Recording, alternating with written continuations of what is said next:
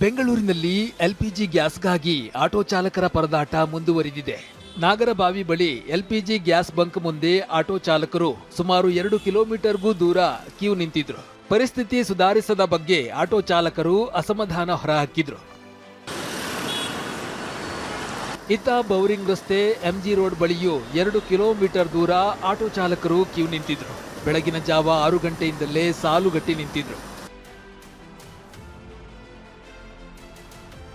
ಇತ್ತ Hosahalli toll gate ರಸ್ತೆ ಬಳಿಯೂ ಸುಮಾರು 2 ಕಿಲೋಮೀಟರ್ ದೂರದವರೆಗೆ ಆಟೋ ಚಾಲಕರು ಸಾಲುಗಟ್ಟಿ ನಿಂತಿದ್ರು. ಸಾಂಸ್ಕೃತಿಕ ನಗರಿ ಮೈಸೂರಿನಲ್ಲೂ ಆಟೋ ಚಾಲಕರು ಗ್ಯಾಸ್ ಬಂಕ್ಗಳ ಮುಂದೆ ಸಾಲು ನಿಲ್ತಿದ್ದಾರೆ. ದೇವರಾಜ ಮೊಹಲ್ಲಾದ ಇಂಡಿಯನ್ ಆಯಿಲ್ ಗ್ಯಾಸ್ ಬಂಕ್ ಬಳಿ ಸುಮಾರು 4 ಕಿಲೋಮೀಟರ್ ವರೆಗೂ ಆಟೋ ಚಾಲಕರು ಸರತಿ ಸಾಲಿನಲ್ಲಿ ನಿಂತಿದ್ರು. ಸ್ಥಳಕ್ಕೆ ಬಂದ ಆಟೋ ಫೈನಾನ್ಸ್ ನಡೆಸುವ ಕಿರಣ್ ಎಂಬುವರು ಆಟೋ ಚಾಲಕರಿಗೆ ತಲಾ 200 ರೂಪಾಯಿಯಂತೆ ಸುಮಾರು 5 ಲಕ್ಷ ಹಣ ಹಂಚಿದ್ರು. ಈ ಮೂಲಕ ಆಟೋ ಚಾಲಕರ ಸಂಕಷ್ಟಕ್ಕೆ ನೆರವಾದರು.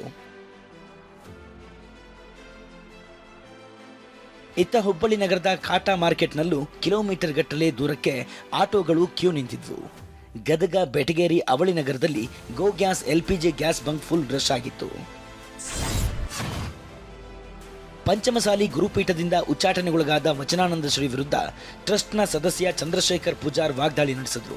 ವಚನಾನಂದ ಸ್ವಾಮೀಜಿ ಮಸಾಜ್ ಪ್ರಿಯರಾಗಿದ್ದಾರೆ. ಮಠದಲ್ಲಿ ಅನಾಥ ಮಕ್ಕಳ ಜೊತೆ ವಿಕೃತವಾಗಿ ನಡೆದುಕೊಂಡಿದ್ದೀರಿ ಅಂತ ಕಿಡಿಕಾರಿದ್ದಾರೆ. 60 ಜನ ಮಕ್ಕಳಿದ್ದಂತ ನಮ್ಮ ಒಂದು ವಿದ್ಯಾರ್ಥಿ ನಿಲಯದಲ್ಲಿ ಇವತ್ತು 5 ಜನ ಮಕ್ಕಳಿಗೆ ತಾವು ತಂದಿದ್ದೀರಿ. ಮಹಿಳೆ ಮೇಲೆ ಲೈಂಗಿಕ ದೌರ್ಜನ್ಯ ಪ್ರಕರಣ ಸಂಬಂಧ ಬಸವಜಯ ಮೃತ್ಯುಂಜಯ ಸ್ವಾಮೀಜಿ ವಿರುದ್ಧ ಕೂಡಲ ಸಂಗಮ ಪಂಚಮಸಾಲಿ ಟ್ರಸ್ಟ್ ಸದಸ್ಯರು ಗರಂ ಆಗಿದ್ದಾರೆ. ಸ್ವಾಮೀಜಿ ಪವಿತ್ರರು ಅನ್ನೋದಾದ್ರೆ ಮಂಪರು ಪರೀಕ್ಷೆಗೆ ಒಳಗಾಗಬೇಕು. ಲೈಂಗಿಕ ಆರೋಪ ಮಾಡಿರೋ ಮಹಿಳೆ ಸ್ವಾಮೀಜಿ ವಶದಲ್ಲೇ ಇರೋ ಶಂಕೆ ಇದೆ. ಮಹಿಳೆಗೆ ಬೆದರಿಸಿ ಉಲ್ಟಾ ಹೇಳಿಸಿರಬಹುದು. ಮಹಿಳೆಗೆ ಹಣ ಕೊಟ್ಟು ಸಮಾಧಾನ ಮಾಡಿರಬಹುದು.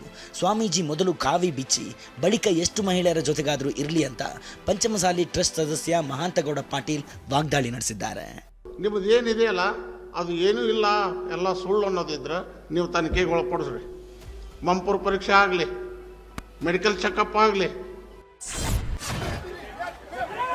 ಮಹಾರಾಷ್ಟ್ರದ ನಾಸಿಕ್ನಲ್ಲಿರೋ ಟಿಸಿಎಸ್ ಐಟಿ ಕಂಪನಿಯಲ್ಲಿ 8 ಮಹಿಳಾ ಉದ್ಯೋಗಿಗಳ ಮೇಲೆ ಗಂಭೀರ ಲೈಂಗಿಕ ಮತ್ತು ಮಾನಸಿಕ ಕಿರುಕುಳ ನೀಡಿದ ಆರೋಪ ಕೇಳಿಬಂದಿದೆ. ಕೆಲ ಮಹಿಳಾ ಉದ್ಯೋಗಿಗಳಿಗೆ ಪ್ರಾರ್ಥಿಸುವಂತೆ, ಉಪವಾಸವಿರುವಂತೆ, ಗೋಮಾಂಸ ತಿನ್ನುವಂತೆ ಒತ್ತಾಯಿಸಿದ ಆರೋಪ ಕೇಳಿಬಂದಿದೆ. 8 ಮಹಿಳೆಯರಿಗೆ ಲೈಂಗಿಕ ಕಿರುಕುಳ ಮತ್ತು ಮತಾಂತರಗೊಳ್ಳಲು ಒತ್ತಡ ಹೇರಿದ್ದಾಗಿ ಹೇಳಲಾಗಿದೆ. ನಿರ್ದಿಷ್ಟ ಧರ್ಮದ ಹಿರಿಯ ಉದ್ಯೋಗಿಗಳು ಧರ್ಮ, ಬಟ್ಟೆ ಬಗ್ಗೆ ಕಮೆಂಟ್ ಮಾಡಿ ಹಿಜಾಬ್ ಧರಿಸುವಂತೆ ಒತ್ತಾಯಿಸಿದ್ದಾಗಿ ಪೊಲೀಸರಿಗೆ ದೂರು ನೀಡಲಾಗಿದೆ. ಈ ಸಂಬಂಧ ಹೆಚ್ಆರ್ ಸೇರಿ 7 ಉದ್ಯೋಗಿಗಳ ಬಂಧನವಾಗಿದ್ದು ಒಬ್ಬಾಕೆ ಪರಾರಿಯಾಗಿದ್ದಾರೆ. ನಾಸಿಕ್ ಪೊಲೀಸರಿಂದ ತನಿಖೆ ತೀವ್ರಗೊಂಡಿದೆ. ಬಿಹಾರ ರಾಜ್ಯ ರಾಜಕಾರಣದಲ್ಲಿ ನಿತೀಶ್ ಕುಮಾರ್ ಯುಗಾಂತ್ಯವಾಗಿದೆ. ಬಿಹಾರ ಮುಖ್ಯಮಂತ್ರಿ ಸ್ಥಾನಕ್ಕೆ ನಿತೀಶ್ ಕುಮಾರ್ ರಾಜೀನಾಮೆ ನೀಡಿದ್ದಾರೆ. ಪಾಟ್ನಾದಲ್ಲಿರುವ ಲೋಕಭವನಕ್ಕೆ ಭೇಟಿ ನೀಡಿ ಬಿಹಾರ ರಾಜ್ಯಪಾಲ ಸೈಯದ್ ಹಸನೈನ್ಗೆ ರಾಜೀನಾಮೆ ಪತ್ರ ಸಲ್ಲಿಸಿದ್ದಾರೆ. ರಾಜ್ಯಸಭೆ ಸದಸ್ಯರಾಗಿ ಆಯ್ಕೆ ಹಿನ್ನೆಲೆ ಸಿಎಂ ಸ್ಥಾನಕ್ಕೆ ನಿತೀಶ್ ರಾಜೀನಾಮೆ ನೀಡಿದ್ದಾರೆ. 20 ವರ್ಷಗಳ ಕಾಲ ಬಿಹಾರದ ಸಿಎಂ ಆಗಿದ್ದ ನಿತೀಶ್ ಕುಮಾರ್ ರಾಜೀನಾಮೆ ಮೂಲಕ ಬಿಹಾರ ರಾಜ್ಯ ರಾಜಕಾರಣಕ್ಕೆ ನಿತೀಶ್ ಅಂತ್ಯ ಹಾಡಿದ್ದಾರೆ. ಇನ್ನು ಬಿಜೆಪಿಯ ಸಾಮ್ರಾಟ್ ಚೌಧರಿ ಬಿಹಾರದ ನೂತನ ಸಿಎಂ ಆಗಲು ಸಜ್ಜಾಗಿದ್ದಾರೆ.